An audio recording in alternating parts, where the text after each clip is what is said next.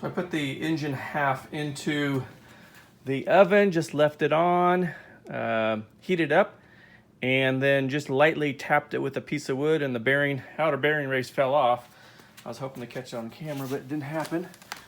But next we'll get ready to drop in the new bearing, which is of course one of the new Super Blends. It's been sitting in the freezer, so it should be a little bit cold. We got a little bit of oil that came out, which is fine. You see the bearing race definitely came out here. I'll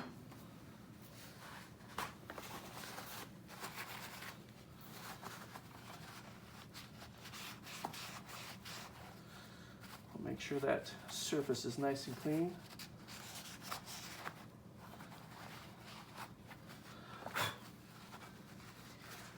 Don't want anything in there to disturb this bearing, and so it should drop right in.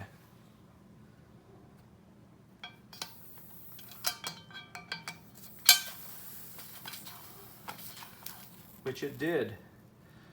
You could hear it as it warms up, and then in just a few minutes we should have a nice solid bearing. Of course, everything really needs to cool down too. I can see here that this shaft also fell out, which is good because I actually wanted to take it out and clean it. Save me the trouble there.